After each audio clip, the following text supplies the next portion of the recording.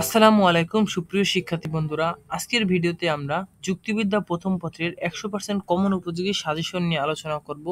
ইনশাল্লাহ আজকের ভিডিওতে দেখানো সাজেশনগুলো যদি তুমি ফলো করো তাহলে পরীক্ষায় এমসিকিউ এবং সিকিউ উভয়তেই ভালো করবে। তো বেশি কথা না বাড়িয়ে চলো আমরা সরাসরি ভিডিওতে প্রবেশ করি। যুক্তিবিদ্যা প্রথম পত্রের প্রথম অধ্যায় সম্পর্কে তোমাদের যে সংক্ষিপ্ত সিলেবাস দেওয়া হয়েছে সেখানে আরও কয়েকটি টপিক দেওয়া হয়েছে, কিন্তু এখান থেকে গুরুত্বপূর্ণ হচ্ছে অ্যারিস্টটল, জে.এস. মিল, জোসেফ এবং আই.এম. কপির প্রদত্ত যে যুক্তিবিদ্যার ধারণা আছে সেগুলো খুবই গুরুত্বপূর্ণ তোমাদের প্রথম পত্রের সৃজনশীলের জন্য। এবং সৃজনশীলের ঘ নংয়ের জন্য তোমাদের গুরুত্বপূর্ণ যুক্তিবিদ্যার স্বরূপ এবং পরিসর। প্রথম অধ্যায় থেকে এই দুইটি টপিক বেশি পড়বে এবং যেগুলো বেশি গুরুত্বপূর্ণ আমি সেগুলোর পাশে 3 স্টার দিয়েছি। এবং তৃতীয় অধ্যায় থেকে পড়বে পদ ও বাক্য, পদ ও শব্দ।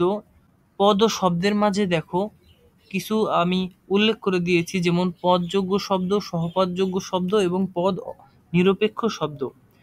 এরপর রয়েছে শব্দের শ্রেণী বিভাগ।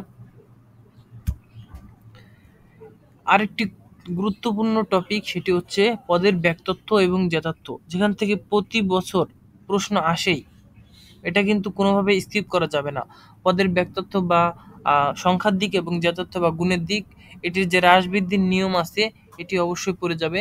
এরপর আছে পদের প্রকারভেদ, যেমন বিশিষ্ট পদ, সমষ্টিবাচক, অসমষ্টিবাচক পদ, নিরপেক্ষ ও সাপেক্ষ পদ, সদর্থক, নৈর্থক, ব্যাহতার্থক পদ এবং জ্ঞাতার্থক এবং অজ্ঞাতার্থক পদ, বিরুদ্ধ পদ, এগুলোও অবশ্যই দেখে যাবে।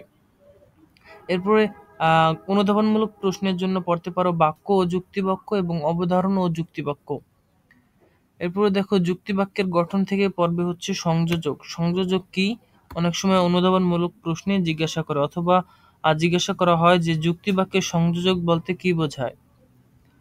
এরপর রয়েছে বাক্যের শ্রেণীবিভাগ, সার্বিক সদর্থক যুক্তিবাক্য, সার্বিক নৈর্থক যুক্তিবাক্য, বিশেষ সদর্থক, বিশেষ নৈর্থক।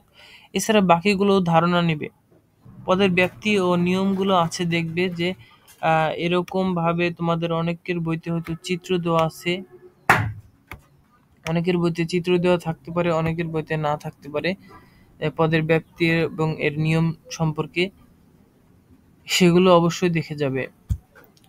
এরপর চতুর্থ অধ্যায় থেকে পড়বে বিধেয়কের প্রকৃতি, বিধেয় ও বিধেয়ক এবং বিধেয়কের যে প্রকারভেদ আছে, অর্থাৎ জাতি, উপজাতি, লক্ষণ, উপলক্ষণ, অবান্তর লক্ষণ, এগুলো থেকে অবশ্যই সৃজনশীল থাকবে একটি। এরপরে আরেকটি গুরুত্বপূর্ণ টপিক হচ্ছে পরিফেরির ছক। যুক্তিবিদ পরিফেরি যে একটি ছক করেছেন সেটি কিন্তু অনেক সময় সৃজনশীলে দিয়ে দেয়। এরপরে পঞ্চম অধ্যায় থেকে তোমাদের মাস্ট সৃজনশীল থাকবেই, হয় আরোহ অনুমান থেকে থাকবে নয়তো অবরোহ অনুমান থেকে থাকবে।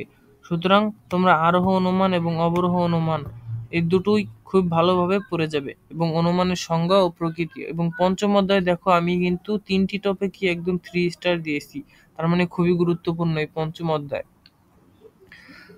আজকের ক্লাস এই পর্যন্তই। দেখা হবে পরবর্তী কোনো ক্লাসে নতুন কোনো টপিক নিয়ে। আমাদের চ্যানেলে যদি নতুন হয়ে থাকো তাহলে চ্যানেলটি সাবস্ক্রাইব করে পাশে থাকা বেল আইকনটিতে ক্লিক করে রাখো আরো গুরুত্বপূর্ণ ক্লাসের ভিডিও পেতে। পরবর্তী ক্লাসে আমরা যুক্তিবিদ্যা দ্বিতীয় পত্রের সাজেশন নিয়ে আলোচনা করব। আমাদের সাথেই থাকো। ধন্যবাদ।